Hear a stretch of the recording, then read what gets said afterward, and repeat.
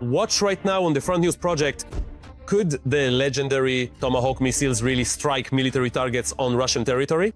And when will American patriots protect the Ukrainian sky? Xi Jinping stands up for the Kremlin. What kind of weapons could China transfer to terrorist Russia? And the fighting in Sumy region continues. The Ukrainian armed forces are hitting the enemy with its own weapons. Fiery, intense, and blazing footage from the front. Lines, watch it right now.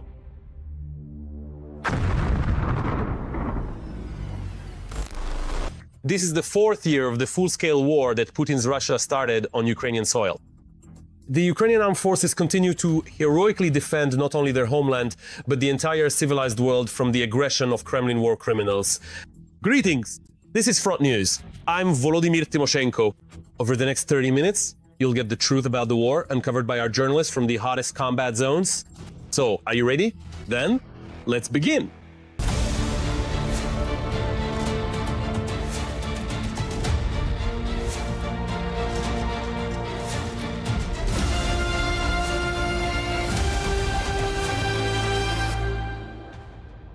And we are starting right away with exclusive material.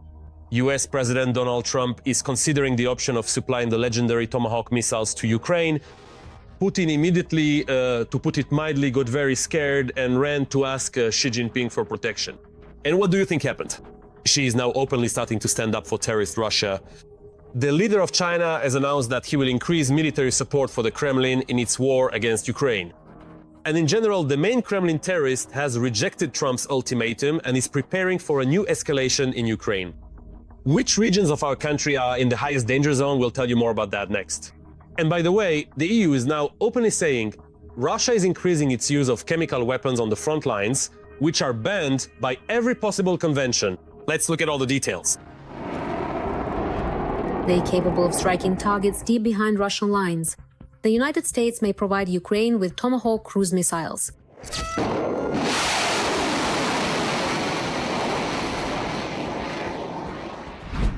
The delivery of Tomahawks was discussed as early as Friday, the 11th of July, but these missiles were not included in the final list of weapons for Ukraine. Nevertheless, Tomahawks could be supplied to Kyiv later if Trump decides to increase pressure on Russia. Tomahawks fly at extremely low altitudes, taking the terrain into account, which effectively puts them out of reach of the Russian air defense system. The possibility of transferring Tomahawk missiles to the Ukrainian side would significantly strengthen Ukraine's position when striking legitimate military targets on the territory of the Russian Federation, especially considering the tactical and technical characteristics of this warhead and, accordingly, its range of target engagement. The Ukrainian side can therefore count on the supply of both aviation MUM components as well as land-based Tomahawk missiles.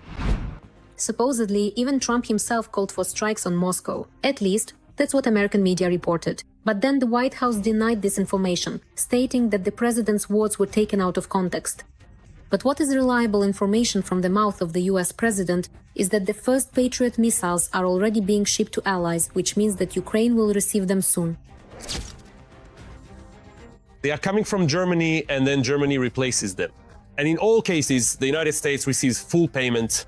Earlier, Trump threatened to impose 100% tariffs on goods from Russia if Putin does not reach an agreement to end the war within 50 days. But the prospect of tougher American sanctions does not frighten the Russian dictator, and he is determined to continue the war until the West agrees to his terms for a settlement, Reuters writes, citing Kremlin sources.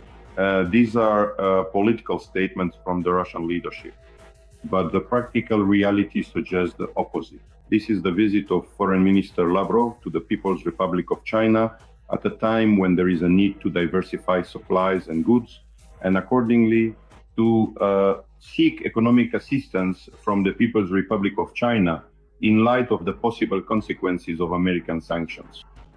This points to a deep economic crisis in the Russian Federation. And of course, China is more than happy to help the Russian dictator.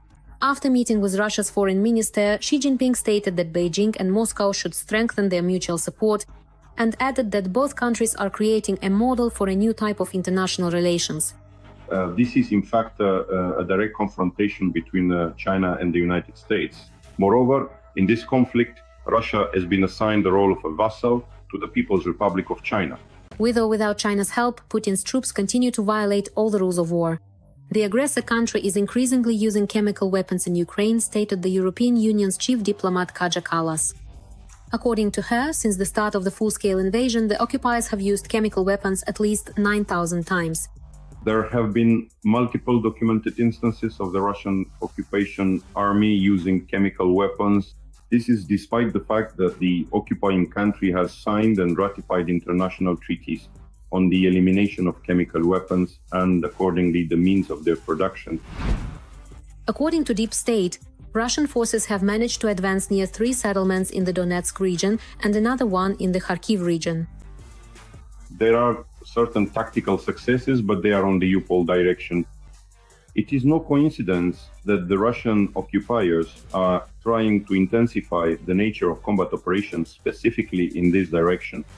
Their strategic goal is an attempt to reach the administrative borders of the Dnipropetrovsk region so that they can later use this situation as an element of military political pressure. In the Kharkiv region, there is an expansion of the zone of presence in the immediate border areas. This is the implementation of the Russian dictator's plan to create a so-called buffer zone. Meanwhile, in Russia they continue to churn out fakes. Russian propagandists claim that an alleged Ukrainian FPV drone attacked civilian women near a house in the Sumy region. The women, it is claimed, were holding a sign that said they were Russian and were asking for help. However, this information is not supported by any credible evidence. The quality of the video does not allow the text on the sign to be read. It is impossible to determine who the drones belong to. And now, a detailed analysis of the current operational situation on the Novopavlivka front. The enemy is becoming significantly more ferocious here as well, intensifying their efforts. On the Novopavlivka front, the aggressors tried 6 times to break through the defenses of our troops in the areas of the settlements of Podubne, Voskresenko, Volnopol, and Shevchenko. The defense forces repelled 3 enemy assaults. 3 more clashes are still ongoing. Moments of silence here are a luxury. Every day the Russians shell the village of Mala Katerinivka in the Zaporizhzhia region. Aerial bombs, rocket projectiles, and FPV drones here fly in literal swarms. The locals have, terribly enough, already gotten used to these explosions and the buzzing of drones overhead, and have learned to quickly hide in houses and cellars. And while it's quiet, they try to live a normal life. Even the TSN film crew had to run from an enemy FPV drone. Kira Oves will tell you more about life in the Frontline village. It's already become normal for us that FPV drones fly every day and strike the settlement. Civilian infrastructure, civilian vehicles, people are suffering. Russian hardware fell near Natalia's house the day before. She and her husband were woken up by a powerful explosion around 5 in the morning. The woman says the drone hit near the tractor. The blast wave and debris damaged the house and the car nearby. We jumped up and started to run. I stepped on glass because the window was blown out by the debris. We ran out here. A piece of debris fell and exploded. Everything was flying at the car, at the windows. There were fragments lying around here. As soon as we hear something buzzing somewhere, we immediately run away. But you can't always hear the buzzing of a Russian FPV drone overhead right away. That's what happened when our film crew was recording the aftermath of the shelling. As soon as the sound got closer, we and the police officer had only a few seconds to find cover.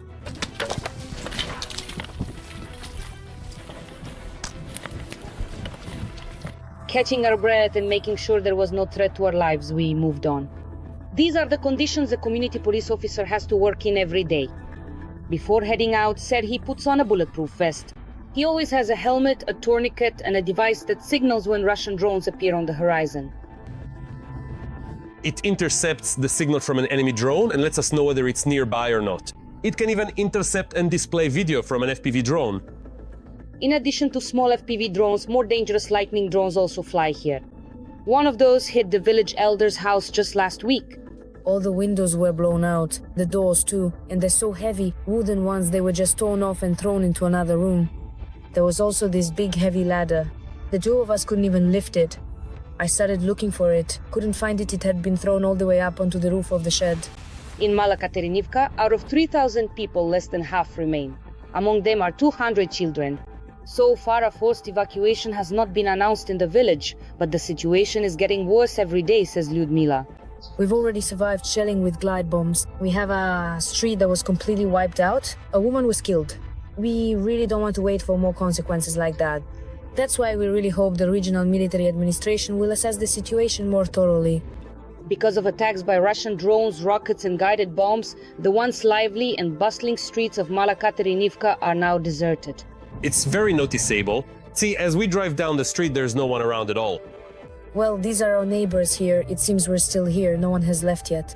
But if you go outside to the store, there are hardly any people on the street. Every day something flies by, if not here, then somewhere else. It's very frightening. It's especially scary at night. When it flies, it buzzes over the house, and you have no idea where it will fall. Despite all this, people support each other, plant gardens, take care of their pets, and help neighbors repair what's been damaged by attacks. And they are eagerly waiting for peace to come to their village. And now let's move to the long-suffering Pokrovsk direction of the front. The enemy army's bloody rampage continues here as well.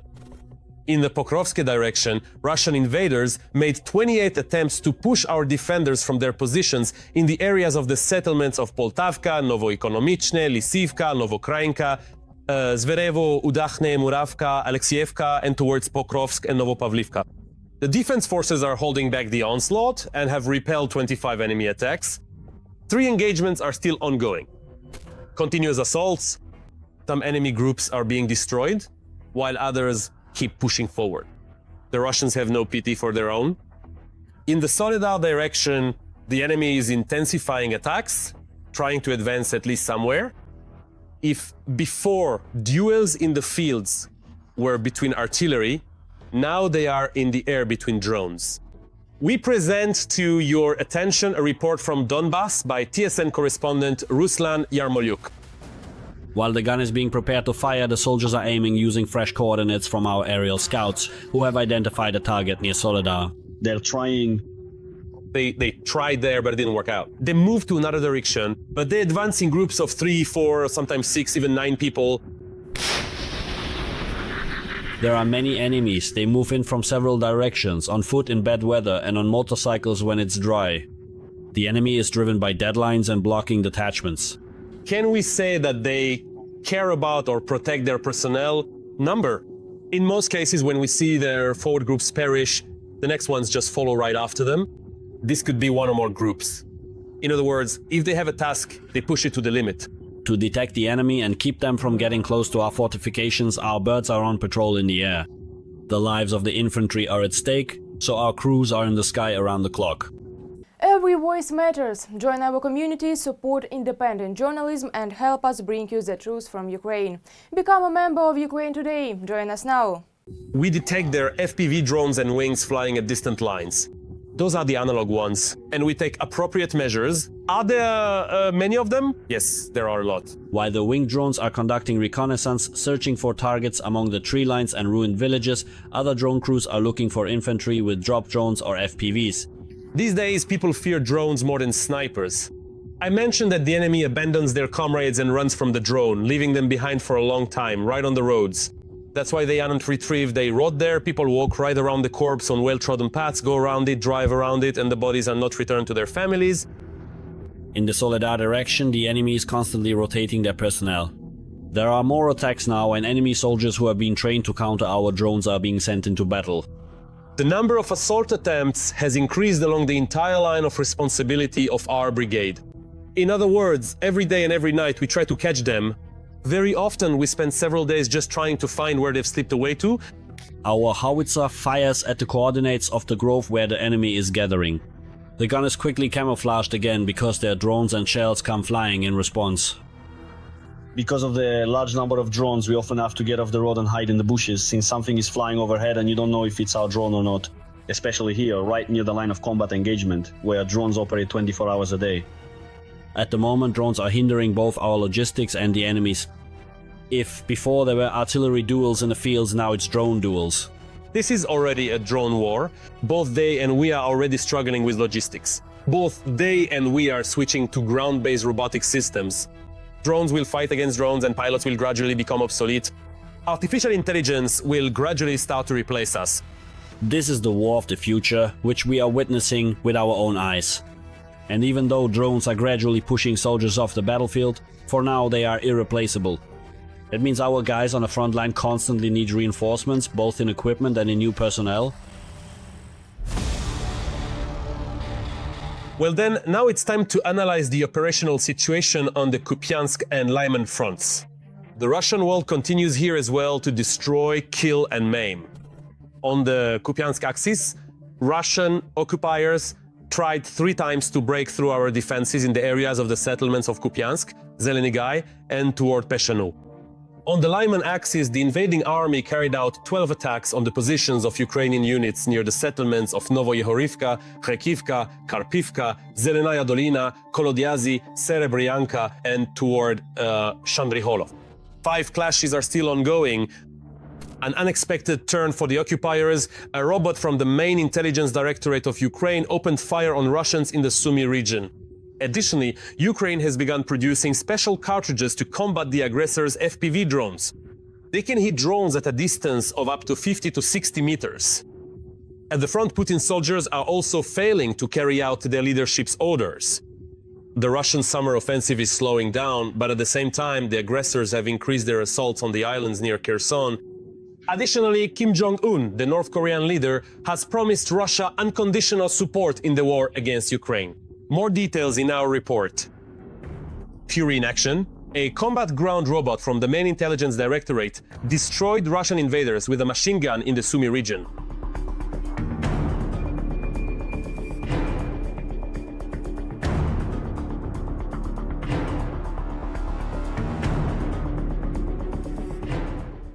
The occupiers' reaction was swift. The Russians, in shock, spread this story among fellow soldiers, devising various theories. Where did this miracle machine come from?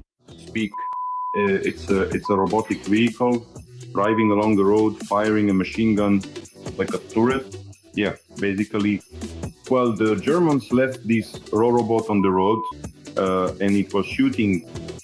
But that's not all. The occupiers can expect more surprises from the Ukrainian armed forces. Ukraine has started producing special ammunition for shooting down drones, which can be used with standard automatic weapons. The Brave One Defense Initiative demonstrated how it works.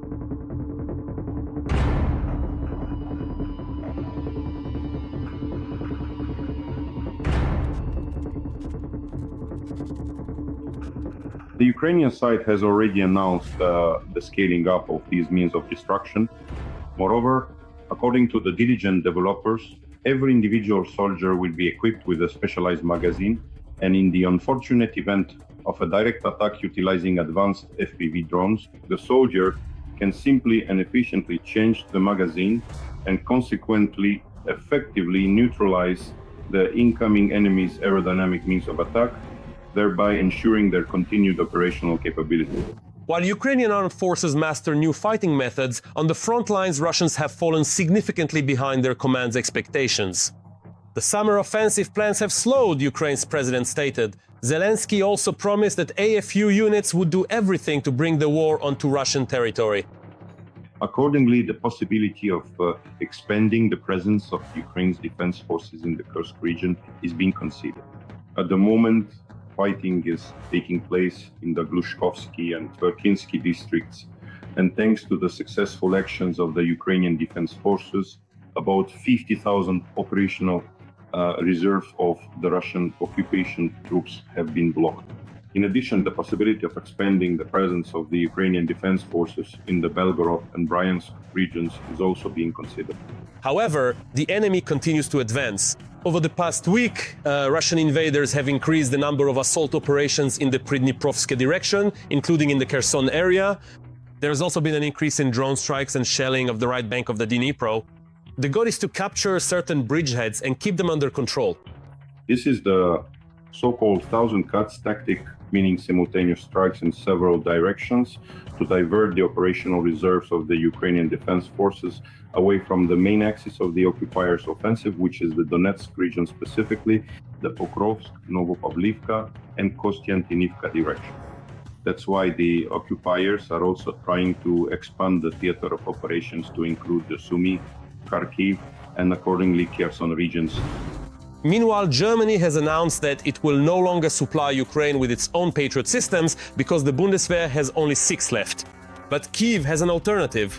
At the moment, the United States has stated that it will provide Ukraine with the necessary number of Patriot systems, provided they are paid for by our European partners. Moreover, Germany has stated that they are in negotiations with the United States to purchase Patriot air and missile defense systems for Ukraine's needs and are ready to guarantee their payment.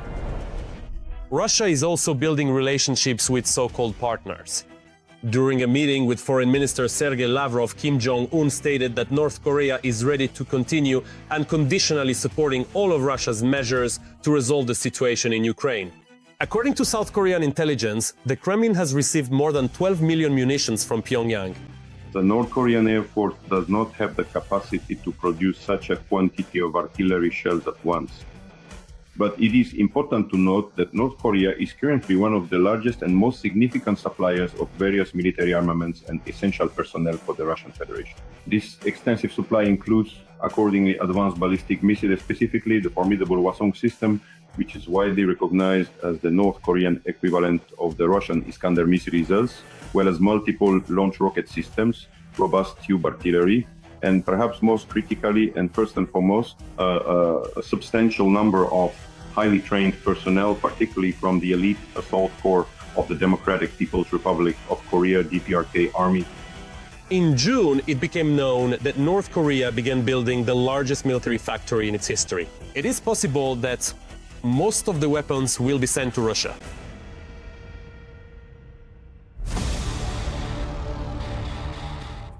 Now, let's analyze the operational situation on the Kramatorsk and Toretsk fronts. Let's be honest, this is yet another sacred goal for Putin and his entire pack. Accordingly, the situation here is also extremely tense. On the Kramatorsk front, Ukrainian defenders repelled 4 enemy attacks toward Stupochki, Bilahora, and Pretekine. On the Toretsk front, the enemy carried out 6 assault actions in the areas of Sherbinivka, Petrovka, Rusinova Yara, and toward Pleshivka. One battle is still ongoing. And now, some positive news from the front. The armed forces of Ukraine have recaptured part of the territory near Pokrovsk in the Donetsk region. According to the Institute for the Study of War, the Ukrainian armed forces have advanced south of Udakhne. Although fierce fighting continues and the Russians keep attacking in several directions at once, Chernihiv, Sumy, Kharkiv with artillery, drones, glide bombs, and intercepted enemy drones that we are now using against the enemy, TSN Weekly military correspondent Andrei Tsaplienko took a closer look at what is not shown at military parades, using the example of one Green Beret unit that stretches along the entire northern border. Garmata. Ukrainian military officials claim that the situation in the Sumy direction has become a little calmer this week. But this does not mean that the Russians have stopped storming Ukrainian positions. And now the artillerymen and border guards are trying to stop one of these assaults. The border detachment Steel Border has all the elements of a full-fledged brigade. Units of the 15th Detachment are deployed along almost the entire front, but the north and especially the Sumy region are a priority. Things are going a little easier now. We have stopped the enemy's advance. Steel curtain. The steel border holds. If you look at the map of the deep state, that small piece is exactly the piece where the border guards of the steel border are protecting our country today. And they really stand as a steel border in this area. Moreover, the enemy is stopped here by a museum weapon, the BS-3 cannon from 1944. These usually stand as monuments. And what are its advantages? Long-range rifle barrel. That's what gives it its range, I take it?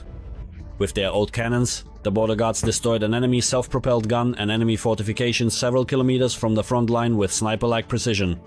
The enemy is searching for these gunners with drones. We can sense that. We can hear it in the sky. It could be UAVs or some kind of Jaren or Shade. Got it. Target down. Here's a Jaren drone that was just shot down, a cheaper version of the Shahed. It's unusual because Jarens are usually white, but this one is black, so it's harder to spot at dusk. But these vigilant guys took it down with an equally unusual weapon, which it seems they borrowed from the same museum as the cannon. It's from 1949. What is it? It's a ZPU-4, and as seen from the shootdowns, it's effective.